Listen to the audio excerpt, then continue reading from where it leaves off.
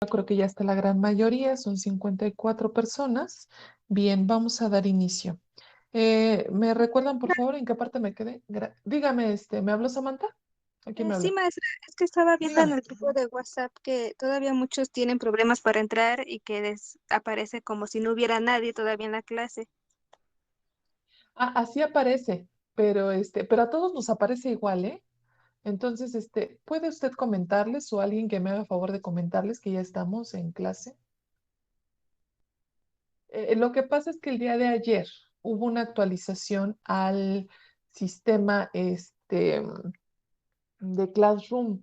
Ahora, se supone, no sé si alguien lo ha notado, que si usted ingresa antes que yo, en el momento en que usted colgaba, se retiraba de la reunión, se acababa la reunión. Ahora ya no. Ahora ya solo a los administradores les permite hacer ese tipo de cosas y nos aparece, ¿eh? De hecho, si yo pudiera compartirle cómo se ve mi pantalla, cuando yo ingreso al aula, me dice que no hay nadie. Ingreso y están todos ustedes, así que no hay problema, pero espero que eso no haya afectado. Samantha, ¿qué le dicen? ¿Ya pudieron ingresar? Vemos 5 personas más. Sí, maestra, pero dicen que 6. no la escuchan, o sea, que entran a la aula, pero no la escuchan, que está hablando. ¿No me escuchan? Y ustedes, pues sí me escuchan, ¿no? Entonces que se salgan y vuelvan a ingresar, porque de hecho yo no tengo ese control, sobre los dispositivos.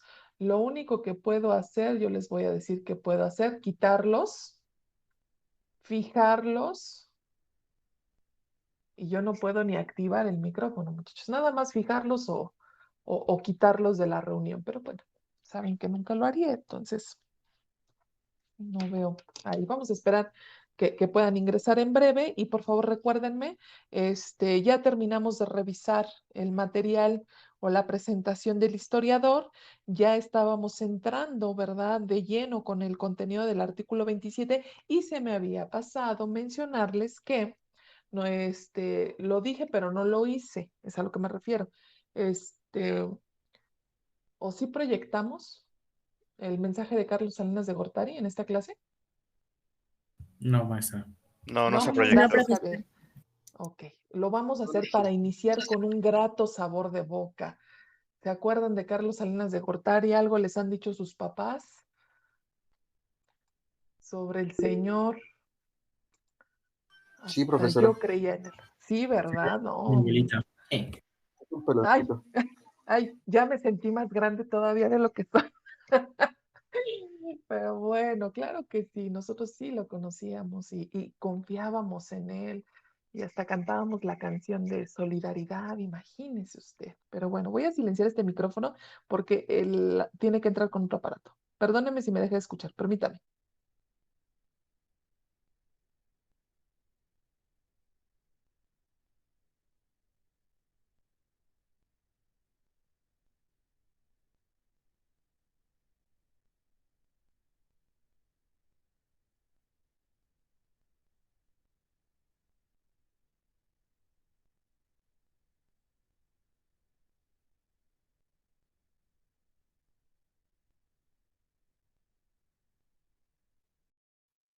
Ya lo escucharon del propio mandatario, que fue precisamente el que le tocó ese momento histórico, ¿verdad? De actualizar el artículo 27. ¿Y cómo lo dice? Hasta felicita, nos felicita, digo yo, a todos, ¿no? Felicidades. ¿Por qué? Porque hay un cambio, una transformación en el sector agropecuario. Ese artículo 27 se transforma y lo hace, ¿verdad? Dice él, a través de dos instrumentos, seguridad y libertad a los campesinos. Ahora sí son dueños de hacer con sus terrenos rústicos lo que ellos quieran. Vamos a ver si es cierto a través del contenido del artículo 27 constitucional. Y otro es llevar más recursos al campo, la capitalización, motivar, incentivar, generar estas relaciones contractuales. ¿Y todo ello en qué se va a materializar? Pues en un campo mexicano diferente. Dice emerger vigoroso. ¿Qué tal? Vamos a ver si es cierto que a una distancia bastante considerable de 1992, ¿verdad? pues a la fecha realmente se ha dado esa transformación que nos dijeron, ¿verdad? Se iba a dar en el sector agropecuario, ¿sí? Entonces ahí para aquellos que tenían ya estos datos, dice por ahí un compañero, ¿verdad? Mi abuelita, mi mamá, claro, a nosotros nos tocó vivir la era de los tortibonos, les digo yo, y sé que más de uno se le dio como cierta gracia, ¿no? Sí, señores, nosotros íbamos por las tortillas, hablo de mí, de mi familia, íbamos por las tortillas con una especie, imagínese usted, como de un boletito de 5 por 7 de diferentes colores, el cual lo cambiabas en la tortillería porque pues era el tortibono, te daban el kilo de tortillas, ¿verdad? Y ahí teníamos nosotros nuestros tortibonos y ya. Tu mamá te mandaba cuando todavía estábamos en tiempo de que se podía caminar y mandar a los niños por los mandados, ¿verdad? Íbamos nosotros por las tortillas. Entonces, imagínese usted, claro que lo recordamos. Cuando íbamos a la lechería, no sé si alguien todavía tenga ese beneficio, ¿verdad? Bueno, pues también te regalaban que el bote, que la servilleta, ya estábamos, ¿verdad? Como agradeciendo, ahora sí, y hasta les puedo decir que se disfrutaba no había necesidad pues de llevar a personas a apoyar al ejecutivo porque pues confiábamos en él. Bueno, yo, ¿qué les puedo decir? Tenía corta edad, no entendía pues casi nada, pero yo veía que mis papás pues sí, eran como de ese partido tradicional, ¿no? Y representados según ellos por el gran presidente que teníamos. Y fíjense qué triste fue que uno va tomando conciencia, pues te das cuenta de que solamente te han utilizado para fines diversos. Pero ustedes son muy inteligentes y sabrán determinar si efectivamente se cumplieron o no esas pautas de cambio. Regresamos entonces ahora a lo que es el artículo 27. ¿Me recuerdan, por favor? Me quedé en la fracción tercera, cuarta, no me acuerdo en cuál me quedé con ustedes. No llegamos a la quinta, En la ¿no, 15. profesora? ¿A la qué? Ay, perdóneme, no lo escuché. ¿A la 15? Sí, de hecho, hasta yo le pregunté que cuáles eran los límites y me dijo, Ah, lo que pasa es que gracias, esta número 4 se relaciona con la fracción 15, pero todavía no llegamos a la 15, ¿cierto? sí, entonces sí en la Ah, cuarta. sí, vamos en la cuarta donde estábamos hablando de los límites, porque me hablaban precisamente de las limitaciones legales. En este contexto de que están prohibidos los latifundios, es decir, en México está prohibido ¿qué? El acaparamiento de tierras. Para que yo me ubique en el acaparamiento de tierras, pues debo de conocer cuáles son esas limitaciones y las vamos a ir conociendo. Para el caso de ejidos y comunidades, las vamos a encontrar en la fracción 7. Para el caso de la pequeña propiedad individual, la vamos a encontrar en la fracción 15. Pero tratándose de sociedades mercantiles, ¿cuál es la tónica? Que yo tengo mi base de pequeña propiedad individual, es decir, 100, 150 y 300 hectáreas, y las voy a multiplicar por 25 veces. El resultado de esa operación es el límite máximo que me permiten cuando me encuentro en un ¿qué? Contrato de sociedad, ¿sí? A eso se refiere. ¿Queda claro o quieren que les explique en este momento la fracción 15 para que quede todavía más claro? Sí quedó claro. Si la ¿Sí? pudiera Perfecto. explicar, por favor. Ok, No, estamos la como profesora. divididos. Sí, ya entendí. Mande, mande, mande. Por ahí me dice qué. Puedo explicar. A ver, esta parte de que se les da ese derecho a los sujetos agrarios individuales y colectivos para formar contratos de perdón, de asociación o sociedad está claro. El ejercicio de este derecho como una forma de capitalización del campo, ¿sí? Esto sí lo entendemos, pero lo que no entendemos es cómo se cuantifica los límites de 25 veces la pequeña propiedad individual, porque todavía no explico pequeña propiedad individual. ¿Es eso?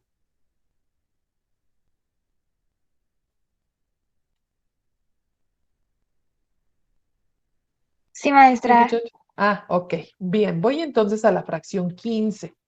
Bajo entonces al contenido de la fracción 15. Aquí me dice nuevamente la proscripción constitucional. Dice, en los Estados Unidos mexicanos quedan prohibidos los latifundios. ¿Qué son los latifundios? Es el excedente de tierra o la porción de terreno rústico que rebasa los límites legales permitidos. Siguiente pregunta. ¿Cuáles son los límites legales permitidos? Bueno, vamos a empezar a hacer una subdivisión.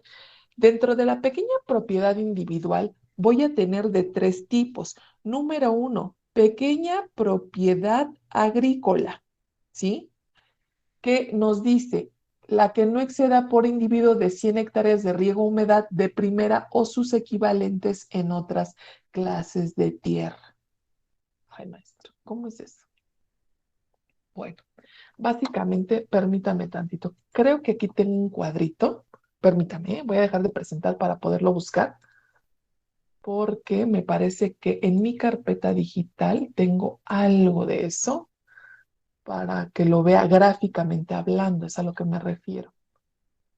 A ver, vamos a buscar aquí.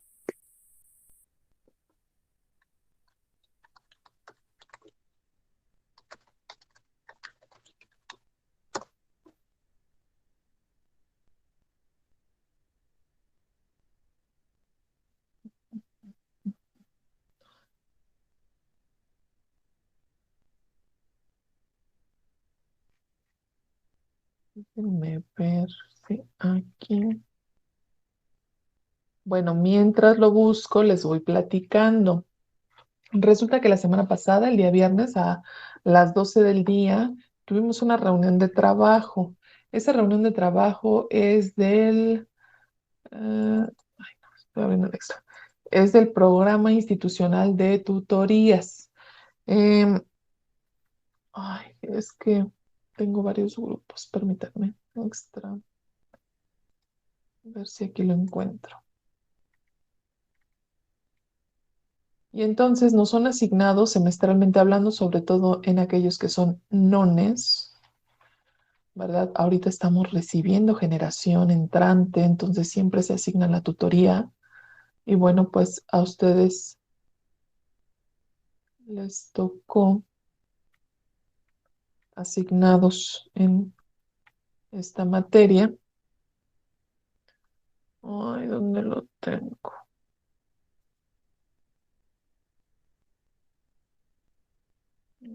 Yo quería que lo vieran gráfico. Es que ya lo hice, me refiero a que ya lo tengo gráfico, pero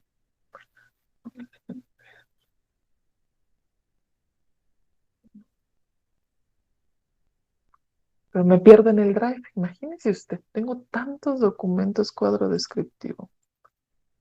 No.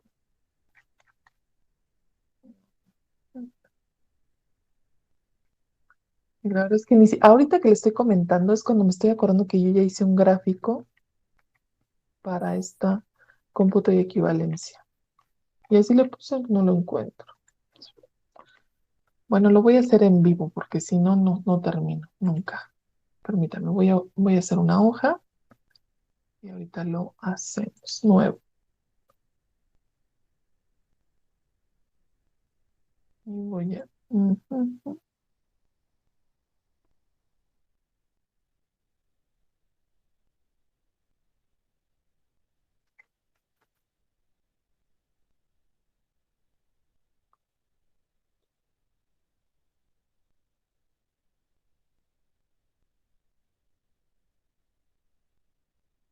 Ok. Bueno, voy a hacer una hoja básica para que lo entendamos y puedan ustedes verificar. Ya se está proyectando mi hoja. Bueno, ¿qué es lo que nos dice esta fracción 15? Nos habla de que nosotros tenemos que subdividir lo que es la pequeña propiedad individual de acuerdo a la actividad agropecuaria desarrollada. Entonces, primero voy a hablar aquí, esta es pequeña propiedad agrícola, ¿sí? Esta pequeña propiedad agrícola tiene una cuantificación tomando en consideración dos elementos. Lo primero es la clase de tierra y la otra es el tipo de cultivo. Entonces, por ejemplo, si yo hablo de tierras de primera, le voy a poner el número 1 para que lo ubique perfectamente. Tierras, ¿sí? Lo voy a poner con mayúscula, tierra. Ay, mayúscula, Marta. Es de riego o humedad.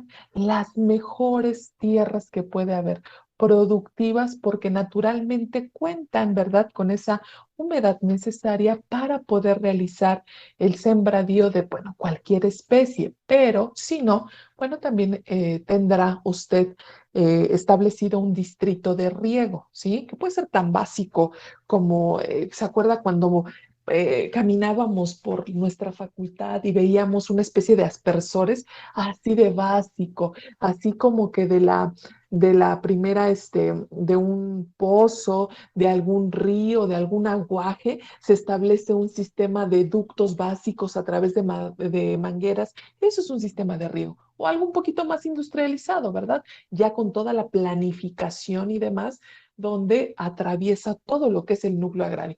Pero pensemos que son las mejores tierras. La segunda clase de tierra se conoce como tierras de temporal. Estas están sujetas a los ciclos de lluvia, ¿sí? La tercera clase de tierra, estamos hablando de un agostadero de buena calidad, ¿sí? Es el lugar donde hay crecimiento de algunas especies, ¿verdad? Que nos permiten, sobre todo arbustos, que nos permiten la alimentación de nuestro ganado. Y la cuarta es un agostadero en terrenos áridos, ¿sí? Entonces, bueno, tenemos aquí nuestras clases de tierra, que son 4, ¿sí? Bueno, otro elemento que vamos a considerar en la pequeña propiedad agrícola es el tipo de cultivo. Y los que señala la Constitución puntualmente es el algodón, ¿sí?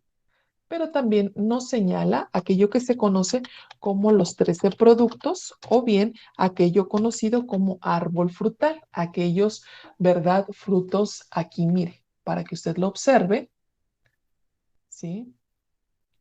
Vamos a hablar precisamente de las equivalencias. Y empezamos con 100, 150 y 300 hectáreas. Dice aquí, mire usted, se considera pequeña propiedad la superficie que no exceda por individuo de 150 hectáreas cuando las tierras se dediquen a, ¿sí? Y entonces aquí estamos hablando precisamente de cómo es que nos está estableciendo. Nos dice 100, regreso acá. 100 en el caso, ay, aquí me faltó. Fíjense que la tengo que quitar de aquí porque esta no va aquí. Y esto mismo, ¿sí? Aquí le voy a poner A para que usted sepa. No, le voy a poner así, cultivos diversos, para que usted sepa. Algodón y aquí los 13 productos o aquello que se conoce como árbol frutal, ¿sí? Porque aquí tengo que poner otra situación. ¿Cuántas me permite en tratándose de cultivo diverso? ¿Diverso a qué, muchachos? Al algodón. ¿Diverso a qué? A que sea diferente a los 13 productos enlistados aquí. Aquí están enlistados los 13 productos. ¿Cuáles son? Plátano, caña de azúcar, café, enequén, hule, palma, vid, olivo, quina, vainilla, cacao, agave, nopal o, y entonces viene el O, árboles frutales. Aquí está, ¿sí? Entonces, cultivo diverso es algo diferente al algodón y algo diferente a los 13 productos enlistados desde la Constitución o aquello que pueda ser un árbol frutal, ¿sí? Bueno, ¿cuánto me está diciendo de pequeña propiedad agrícola tratándose de las tierras de primera, de riego o humedad? 100 hectáreas. En el algodón, 150 hectáreas. Y en el caso de los 13 productos, o bien 13 productos, o bien lo que es árbol frutal, 300 hectáreas, ¿sí? ¿Hasta aquí voy bien o tengo alguna duda? Maestra, ¿podría acercarlo un poquito? Claro, ustedes me dijeron que de aquí, ay, voy a bajarlo, ahí, Sí, gracias. de nada. Ok, Entonces, esa es la pequeña propiedad agrícola y la vamos a subdividir de acuerdo al cultivo y a la clase de tierra. Tengo, evidentemente, lo que van a ser los, las 4 clases de tierra y tengo los 3 distintos cultivos. Cultivo diverso en el caso de la primera celda, cultivo diverso al algodón y cultivo diverso a los 13 productos, ¿sí? ¿No hay dudas? ¿Puedo continuar entonces? ¿Qué fracción era, maestra? Lo de Estoy en los la fracción cultivos, lo 15. de... Ajá. Aquí está. Fracción 15. Vamos a contar las expresiones. Primera línea, segundo párrafo, tercer párrafo, cuarto párrafo. Aquí está, mire. Ok. Muchísimas gracias. De nada, aquí está. ¿Sí? Bueno, entonces regreso para acá. Me dice que la cuantificación de acuerdo a la regla de cómputo y equivalencia es por 1. ¿Sí? En el caso de temporal, va a ser por 2. Voy a ver si aquí. Por 2, ¿sí? Entonces, si usted multiplica por 2, en el caso del cultivo diverso van a ser 200 hectáreas. En el caso del cultivo del algodón van a ser 300 hectáreas. Y en el caso de los 13 productos o aquello que se considera árbol frutal, van a ser 600 hectáreas. ¿Sí me entendió cómo lo hice? Es una simple multiplicación. Esta es la base, esta parte es la base, ¿sí? Esta es la base, ¿sí? Y esto es la aplicación de la regla de cómputo y equivalencia. Equivale 1 hectárea de riego por 2 de temporal, por 4 de agostadero de buena calidad, por 8, ¿sí?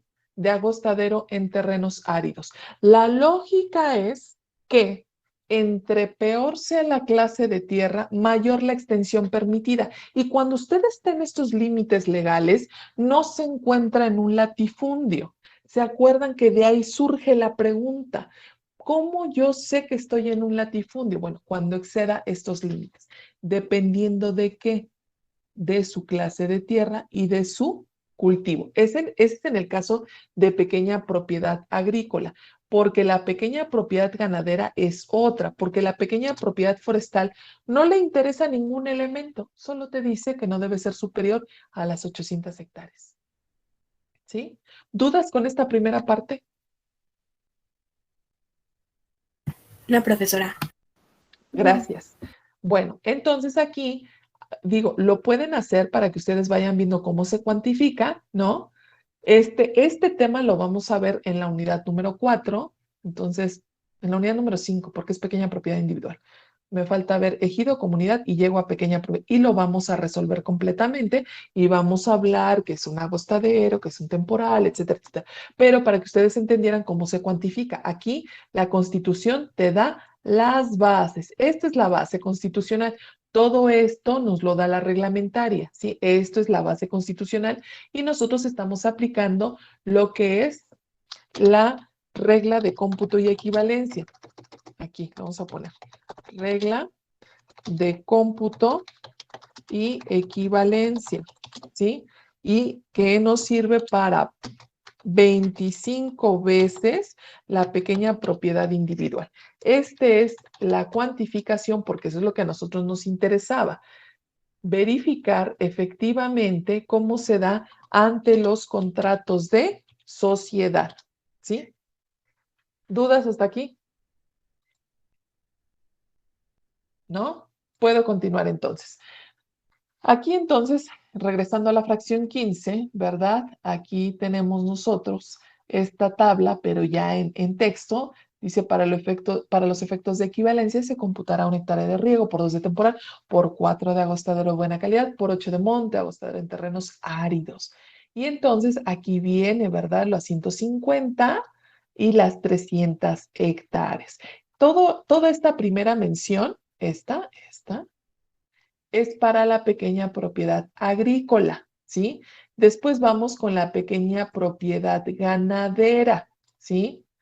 Aquí nos dice, en términos de la Constitución, la que no exceda por individuo la superficie necesaria para mantener hasta, o sea, el límite, 500 cabezas de ganado mayor o su equivalente en ganado menor. ¿Cómo yo sé esa equivalencia? ¿Cómo sé cuántas hectáreas? Bueno, aquí nada más permítame comentarle que hay una tabla de CAP o coeficiente de agostadero ponderado. No lo hago yo, no lo hacemos nosotros los abogados, lo hacen directamente personal. ¿De dónde? De Zagalpa, que son los verdaderos especialistas en terrenos y capacidad forrajera, que no es otra cosa que un crecimiento, ¿verdad?, de arbustos que nos sirve para la alimentación del ganado. Esta tabla nos va a determinar por entidad federativa cuál es el número máximo de hectáreas. Establece un mínimo, establece un máximo y le establece un ponderado. Nosotros como abogados nos vamos al ponderado, ¿sí? Ese es el número de hectáreas máximo en el cual podemos tener hasta 500 cabezas de ganado mayor o su equivalente en ganado menor. ¿Cómo se hacen las equivalencias? De acuerdo al peso de la unidad animal. Pero en realidad, pues en la práctica, usted puede tener el número de cabezas que quiera. Aquí nada más estamos hablando de establecimiento de puntualizaciones de carácter técnico que nos van a servir a nosotros como referente y poder entender, en todo caso, cómo se dan los máximos legales permitidos, ¿sí? Y la última, bueno, pues nos habla precisamente de las mejoras. ¿Qué es una mejora? Usted tiene un terreno rústico con ciertas características. Usted, por ejemplo, realiza obras de nivelación, obras de drenaje, establecimiento de circuitos o distritos de riego. Usted genera un pozo, una presa, todo lo que sea para eficientar la actividad agropecuaria es parte de la infraestructura que usted está generando. En ese sentido, puede transformar la clase original de tierra. ¿Qué es lo que pasa? A lo mejor vendría una preocupación. ¿Por qué? Porque dije, bueno, es que ahora ya no es ese agostadero de buena calidad, sino que parece hasta una tierra de riego o humedad, pero originalmente no lo era. Así que no se preocupe, en ningún momento podrán iniciar un procedimiento de enajenación de excedente porque usted además va a tener las constancias en donde se especifica la clase de tierra y con ello se protege. Así que no hay ningún problema por aquellas mejoras que se realizan en los terrenos rústicos y que pudieran poner en riesgo, ¿verdad?, la titularidad de los dueños o poseedores de las mismas. ¿Sí? ¿Dudas hasta aquí con la fracción 15? Parece que todo está claro. Muy bien. Regreso, bueno, que no sé si me escribieron algo en el chat. Ayuda, No, maestra. gracias. Javier, ¿tiene usted una duda? Sí, ¿qué se considera Diga. pequeño ganado o ganado inferior? No, cabeza de ganado menor. Ah, sí, Sí, cierto. ¿no? Bueno, lo que pasa es que la clasificación de ganado, que en realidad ni siquiera es una puntualización así tan certera, estamos hablando de que por tradicionalmente, vamos a decir, se clasifica por unidad animal. Si yo le digo, por ejemplo, un cochinito, porcino, cuché, sé que está pensando en un animal que sí, en ocasiones incluso es muy pesado, muy largo, dependiendo de la raza, ¿verdad? En concreto, y cuando yo le digo ganado bovino, caprino, y por bajo peso que tengan, la segunda siempre se considera cabeza de ganado mayor.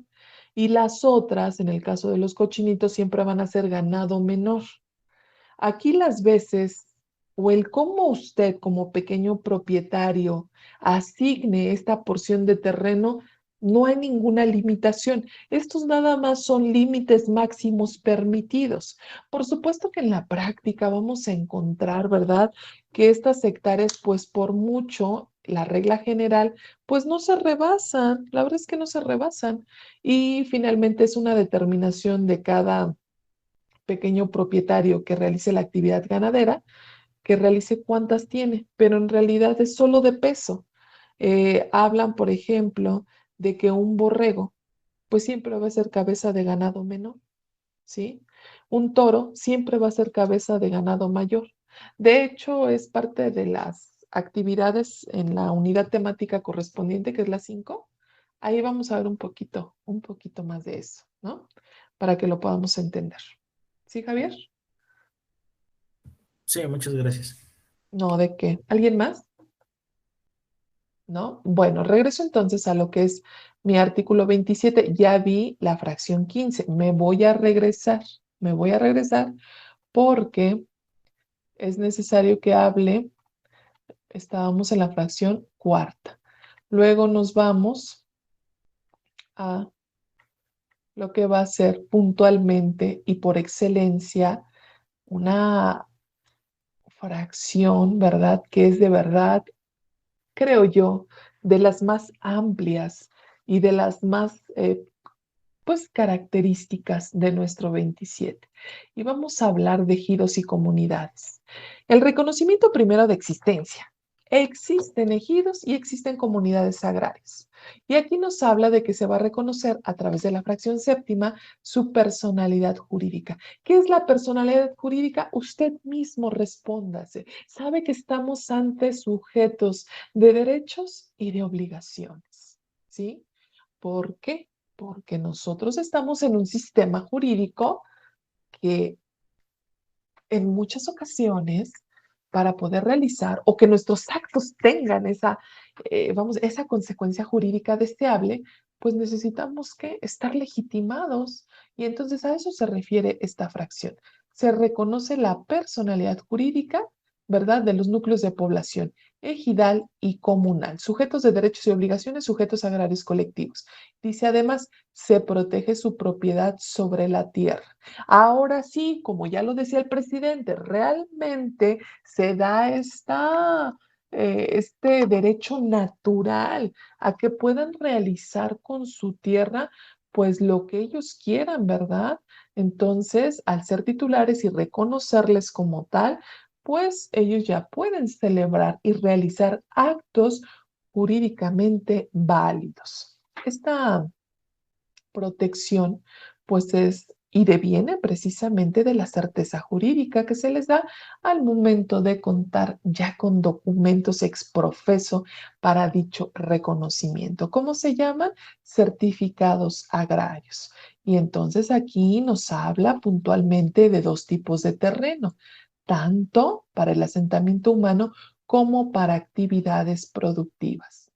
Recuerden ustedes que la división de los polígonos ejidales de estos terrenos rústicos es un ejercicio autónomo, es decir, nosotros al interior decidimos cómo se va a dividir. Y aquí la Constitución ya está señalando dos porciones que deben prevalecer en estos núcleos agrarios. Uno, para actividades productivas, ¿cómo se conocen? Como tierras parceladas. Y dos, asentamiento humano. Es el lugar donde nosotros como ejidatarios, como comuneros de un núcleo agrario determinado, vamos a establecer nuestra casa habitación, ¿sí? Alguien por ahí que tenga cercanía, que tenga conversación o alguna vez ustedes hayan escuchado, se vende solar. ¿Qué es un solar? Bueno, pues un solar es un terreno rústico donde hay una casa habitación. Y ahí se ha quedado. No es como aquí en el centro del país donde dicen se vende terreno, ¿verdad? Allá se dice en algunos lugares de nuestra República Mexicana, se dice se vende un solar. ¿Por qué? Porque es una casa habitación. Y aquí está señalado puntualmente desde esta fracción esa posibilidad de destino de las tierras ejidales o finalidad de las tierras comunales. Y aquí nos sectoriza en dos, aunque ustedes ya saben que hay una tercera clase de tierra, ¿verdad? Que es precisamente las tierras de uso común. Siguiente nos dice, la ley protegerá la integridad de las tierras de grupos indígenas. ¿Cómo se da esto? Bueno, históricamente hay un reconocimiento de que los verdaderos titulares o titulares primigenios del terreno rústico de nuestro país es para esos pueblos indígenas. Tan es así que ellos no necesitan acreditar dicha titularidad, pues milenariamente han ocupado esos terrenos. lamentablemente, bueno, pues se han enfrentado a las acciones concretas, ¿verdad? Tanto individuales como colectivas de particulares y de la administración pública que los han privado de manera ilegal. Por lo tanto, era necesario, a través del contenido de esta fracción, que se protegiera la integridad de las tierras de nuestros grupos indígenas. En ese sentido y correlativo, aunque no es el momento todavía de que nosotros lo revisemos, viene el numeral segundo de nuestra ley, ¿verdad? De nuestra ley fundamental, donde hay un reconocimiento del Estado mexicano como un país o una nación pluricultural. Somos muchas culturas. Bueno, pues esas muchas culturas, ¿qué crees que les tienes que proteger? ¿Qué? La integridad de sus terrenos, de sus tierras. Y a nosotros nos preocupa cuando los colectivos agrarios, ya sean ejidos o comunidades, tengan esta integración, ¿sí? Siguiendo entonces, nos toca revisar esta parte donde hablamos del fortalecimiento, perdón, respeto y fortalecimiento de la vida de ejidos y comunidades. ¿Cómo se da esta parte? Los ejidos y comunidades tienen una organización interna. Esta organización interna les da esa posibilidad de tomar decisiones que afectan a todos. Bueno, a lo mejor afectan no sería la palabra, que constriñen a todos, porque no necesariamente es una afectación. A todos los integrantes de ese núcleo en concreto. ¿Cómo es que se da? Se va a proteger también lo que es la tierra para el asentamiento humano y se va a regular el aprovechamiento de tierras, bosques y aguas de uso común y la provisión de acciones para el fomento. Si yo estoy bien regulado, si tengo mi ejercicio de autonomía, si tengo mis documentos que me dan certeza jurídica, si tengo instituciones propias, todo eso va en una sola tónica, elevar o mejorar las condiciones del nivel de vida de quienes, de sus pobladores, es decir, de los sujetos agrarios. Y ya lo hemos dicho, si ellos mejoran sus condiciones de vida, sus condiciones de producción, las formas de organización, la aplicación de los recursos públicos, vamos a mejorar todos. Digo, lo vamos a ver correlativo con la fracción 20 de este artículo, pero aquí este fortalecimiento se da precisamente por la protección que se da de los diversos agentes, ¿verdad? O integrantes de la política pública, pero también a través de los ordenamientos. Nos es altamente considerable el hecho de que hoy en día podamos hablar de que hay certeza jurídica en el campo mexicano. Imagínese usted decir que usted es titular, que es propietario de algo. Piense en lo que usted quiera. ¿Qué es lo que nos dicen? Pues necesito un documento, ¿verdad? ¿Por qué? Porque a lo mejor quisiera usted realizar algún acto, pero nadie va a confiar en su palabra si no hay un documento en el cual conste que efectivamente es el titular. A esa protección y como parte precisamente del fortalecimiento de la vida de los núcleos agrarios para que mejoren sus cualidades, sus condiciones de vida, eso es la preocupación central de estas puntualizaciones que devienen de esta fracción, ¿sí? Luego nos dice la ley con respecto a la voluntad de ejidatarios y comuneros. Adopción de condiciones que más les convengan para el aprovechamiento de los recursos. Esta es la parte un poquito más interna. ¿Por qué? Porque tenemos a los núcleos agrarios con una organización interna, peculiar, propia, única y que obedece precisamente a las múltiples necesidades de sus miembros. ¿Por qué? Nosotros tenemos esta posibilidad de decidir primero. ¿Somos un ejido? ¿Somos una comunidad de explotación qué? ¿Individual o colectiva? Ah, primera decisión. Segunda, ¿qué tipo de actividad vamos a desarrollar? Tercera, ¿vamos a celebrar contratos con quiénes? ¿Cómo lo hacemos? ¿Sí? A eso nos referimos precisamente con las condiciones que más les convengan en el aprovechamiento de sus recursos.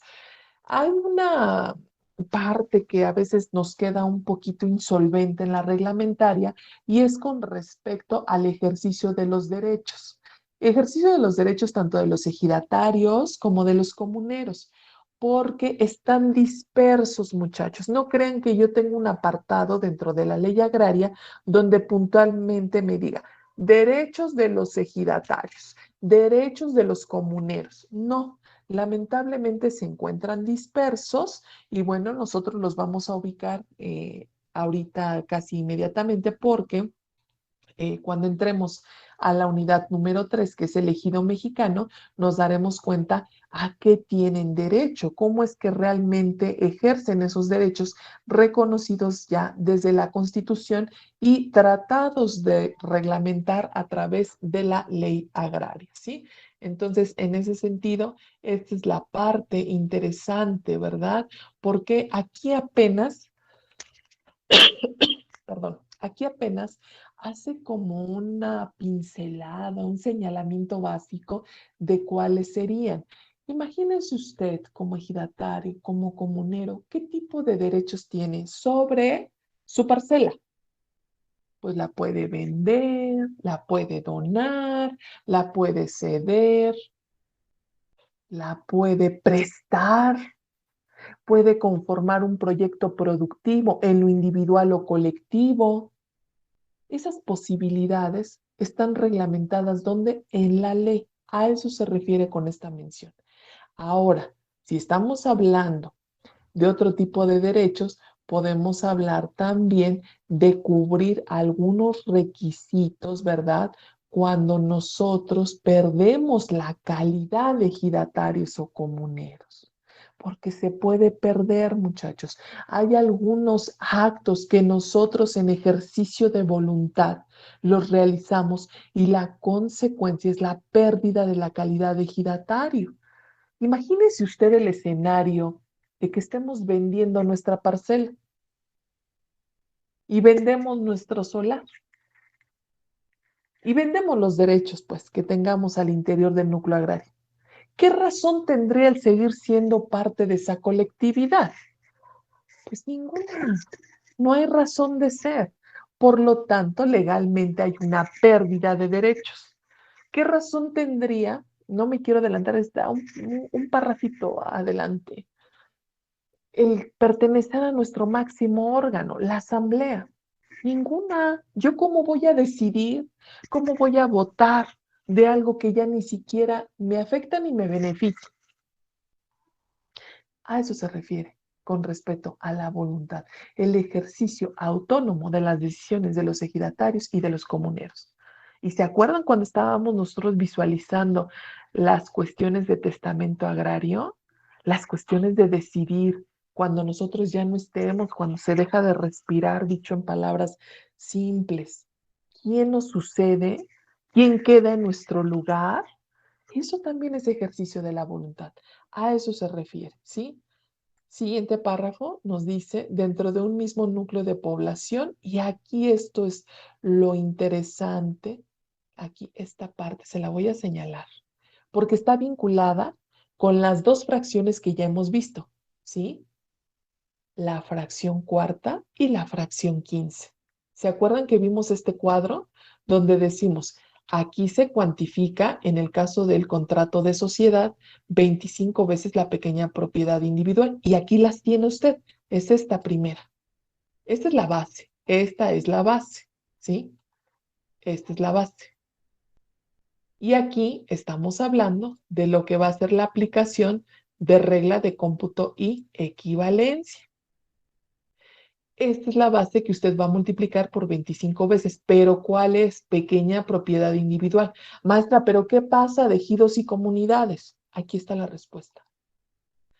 Dentro de un mismo núcleo de población, ningún ejidatario podrá ser titular de más tierra que el equivalente a ¿cuál?